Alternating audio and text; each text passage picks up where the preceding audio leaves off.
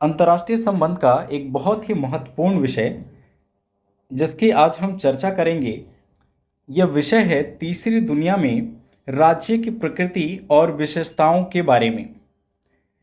इससे रिलेटेड अक्सर आपके एग्ज़ाम में क्वेश्चन पूछा जाता है कि तीसरी दुनिया क्या है और तीसरी दुनिया की क्या प्रकृति है और उसकी क्या विशेषताएं हैं। इस प्रकार के क्वेश्चन पहले भी एग्ज़ाम में पूछे गए हैं और फिर से पूछे जाने के चांसेस हैं, तो इसको आज हम विस्तार पूर्वक कवर करने वाले हैं। नमस्कार दोस्तों, मेरा नाम है रविंद्र चौहान और आप देख रहे हैं PS study centre. IGNOU related या पॉलिटिकल साइंस रिलेटेड इसी प्रकार के वीडियोस देखने के लिए हमारे चैनल को जरूर सब्सक्राइब कर लें। देखिए, सबसे पहले हम देखते हैं इंट्रोडक्शन को या भूमिका को, जिसमें हम समझने का प्रयास करते हैं कि तीसरी दुनिया यानी कि थर्ड वर्ल्ड या फिर तीसरी दुनिया है क्या चीज़। देखिए, इसका जो प्रचलन शुरू हुआ है ये हमें जो एक फ्रांसीसी विद्वान थे उनका नाम था एगफ्रेड सोवी। तो उनका एक लेख आया था सन 1952 में, तो उस समय हमें इसका उल्लेख देखने को सबसे पहले मिलता है। वो बताते हैं, यानी कि सोवी के अनुसार जो तीसरी दुनिया है वो क्या है। तो सोवी कहते हैं कि तीसरी दुनिया जो है ये उन अज्ञात और शोषित देशों का समूह है जो हमेशा तिरस्कार की दृष्टि से देखे जाते रहे, लेकिन इन देशों की एक विशेषता ये है कि ये हमेशा कुछ अच्छा करना चाहते हैं और बड़ा बनकर दिखाना चाहते हैं। मतलब ये तिरस्कृत तो हैं, शोषित तो हैं, लेकिन इन देशों में ऐसी संभावनाएं हैं कि ये अपने आप को ऊंचा उठा सकते हैं। जो सोवी है वो संकेत देते हैं ऐसे देशों की तरफ जो कि प्राय कहीं ना कहीं उपनिवेशवाद और साम्राज्यवाद के शिकार रहे, और इन बेड़ियों में जकड़े होने के कारण ये देश हमेशा गरीबी और पिछड़ेपन के शिकार रहे और आधुनिकता से कोसों दूर रहे। इन्हीं को हम तीसरा विश्व या थर्ड वर्ल्ड के नाम से जानते हैं। देखिए, तीसरी दुनिया जो शब्द है, जो इसका आज अर्थ निकाला जाता है, ठीक है, वो पहले के अर्थ से बहुत भिन्न था। पहले के अर्थ से यहाँ हमारा तात्पर्य है, हम बात कर रहे हैं सन 1950 के दशक की। तो 1950 के दशक में अगर हम देखें तो उस समय जो सिनेरियो चल रहा था वो विश्व युद्ध का शीत युद्ध का दौर चल रहा था। तो शीत युद्ध के दौर में हुआ क्या कि कुछ जो देश थे वो अमेरिका के साथ हो लिए और कुछ जो देश थे वो सोवियत संघ के साथ हो लिए, लेकिन जो अन्य देश बच गए थे जिन्होंने एक अपनी अलग तटस्थ नीति अपनाई, तो इन्हीं को तीसरे विश्व के नाम से या तीसरी दुनिया के शब्द के नाम से पुकारा गया। ठीक है, इन देशों को आप विकासशील राष्ट्र भी कह सकते हैं या फिर अल्प विकसित राष्ट्र भी कह सकते हैं। तो ये इन देशों की पहचान है। अब बात करते हैं तीसरी दुनिया की अवधारणा के बारे में। तो तीसरी दुनिया के देखिए अवधारणा क्या है। इसमें हमें जो सबसे जो इम्पोर्टेंट चीज़ है वो ध्यान रखनी है, वो 20वीं शताब्दी के छठे दशक के बारे में है। और इस समय चीन के जो मशहूर नेता रहे माओ, इन्होंने तीन दुनिया की कल्पना की। ठीक है, इन्होंने तीन दुनिया की कल्पना की जिसमें वो पहली दुनिया में दो देशों को शामिल करते हैं। वो कौन कौन से? दो महाशक्तियाँ, पहला अमेरिका और दूसरा सोवियत संघ। वो दूसरी दुनिया में शामिल करते हैं उन देशों को जो कि कहीं ना कहीं इन देशों के पिछलग्गू हो लिए थे। ठीक है, दूसरी दुनिया कौन थी? जो अमेरिका और सोवियत संघ के साथ इनके गठबंधन में या उनके गुट में शामिल हो गए। और अब बचता है तीसरी दुनिया। तो तीसरी दुनिया की जो अवधारणा थी इन दोनों ही से अलग थी, और यहाँ पे हमें इन सभी राष्ट्रों की विशेषता क्या है कि यहाँ पे हमें कुछ ना कुछ समस्याएं एक जैसी ही देखने को मिलती है। जो तीसरी दुनिया है इनकी समस्याएं एक जैसी आपको देखने को मिलेगी, और ये तीसरी दुनिया के देश जो हैं ये उपनिवेशवाद के शोषण के शिकार रहे, जिसमें हमें जो है एशिया के देश देखने को मिलेंगे और अफ्रीकन कंट्रीज देखने को मिलेगी। तो ये थी तीसरी दुनिया। ये किनके अकॉर्डिंग था?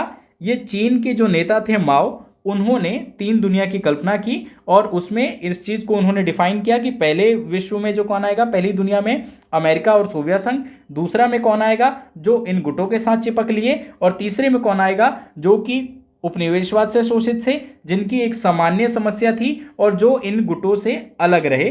तो इन्हीं को हम तीसरे विश्व के नाम से जानते हैं। अब आगे बढ़ते हैं और देखते हैं कि देखिए जो तीसरी दुनिया है इनकी कुछ हमें सामान्य विशेषताएं देखने को मिलती है।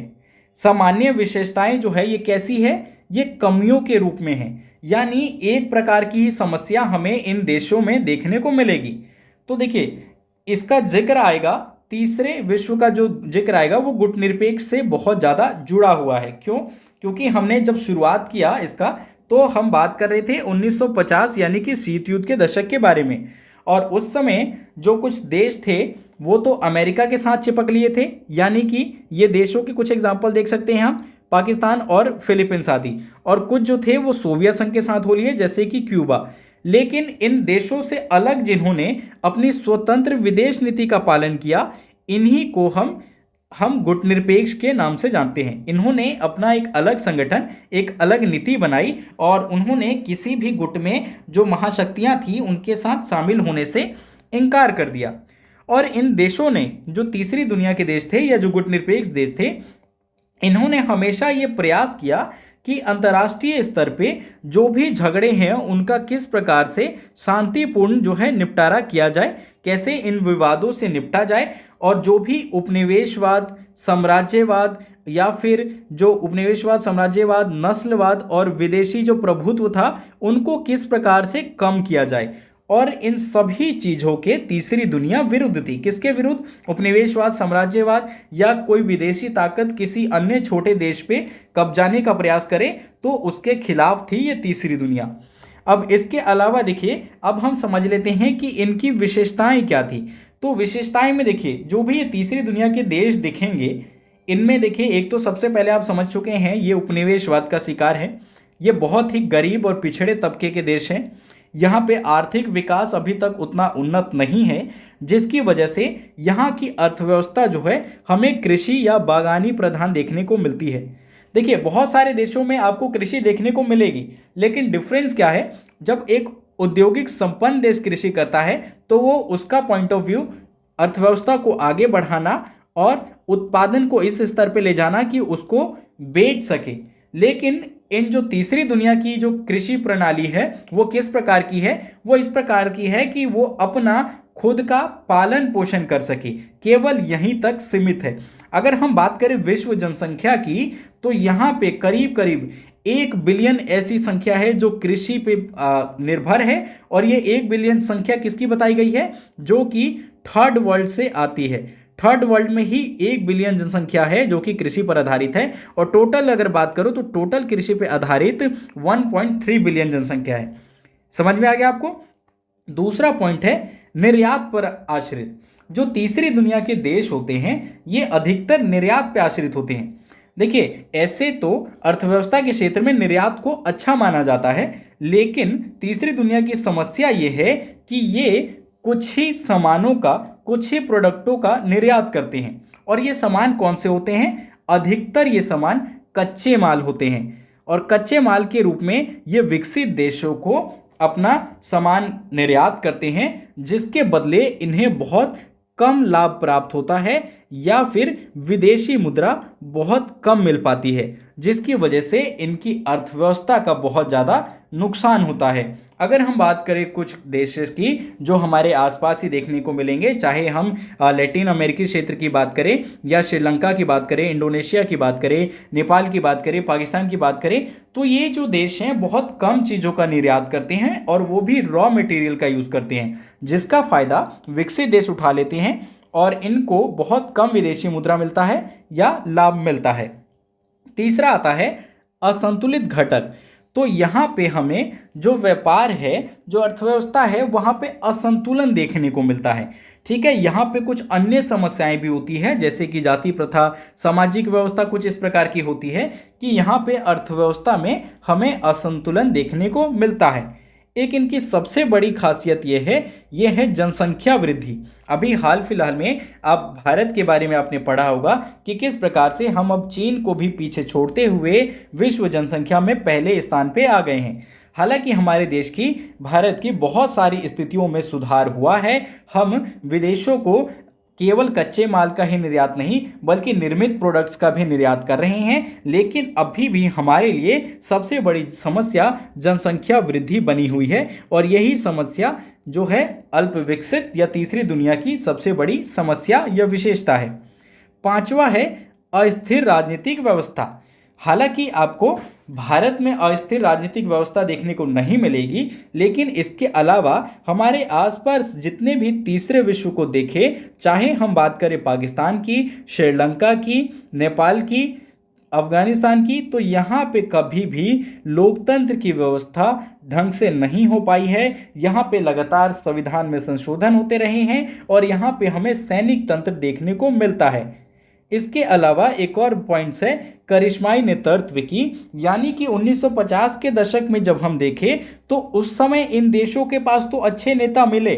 जैसे हम बात करें जो छोटे छोटे देश थे उनमें अगर हम देखें तो हमें बहुत सारे जैसे नासिर, नेहरू, शेख मुजीब, इन जैसे बहुत सारे एग्जाम्पल आपको देखने को मिलते हैं जो उस वक्त करिश्माई नेतृत्व के रूप में उभरे। लेकिन उसके बाद और अन्य नेताओं का अभाव होने लगा इन देशों में, जिसकी वजह से यहाँ पे राजनीतिक अस्थिरता देखने को मिली। एक और विशेषता है इन देशों की विधायिका का ह्रास। यहाँ पे हमें जो विधायिका है या जो कार्यपालिका है, यहाँ पे हमें तानाशाही की स्थिति देखने को मिलती है। लोकतांत्रिक व्यवस्था से कार्यप्रणाली यहाँ पे नहीं है, जिसकी वजह से ये देश आज भी बहुत पिछड़े हुए हैं।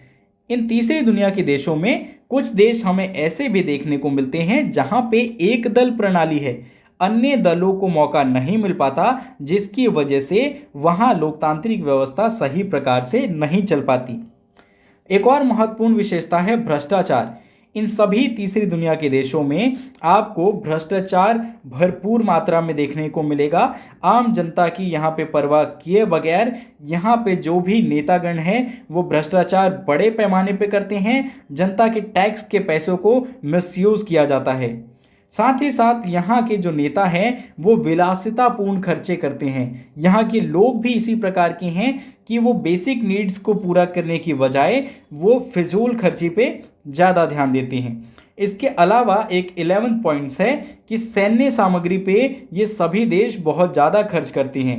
एक एग्जाम्पल के मुताबिक अगर समझे तो 2014 में एक रिपोर्ट प्रकाशित हुई थी जिसके अनुसार ये बताया गया था कि 2009 से लेकर 2013 के बीच में हथियारों का जो बहुत बड़े जिन्होंने आयात किया था उन देशों में भारत, चीन, पाकिस्तान और बांग्लादेश शामिल थे और इन देशों ने करीब करीब 400 बिलियन डॉलर्स के जो है हथियार को अपने देशों में परचेज करके मंगाया था।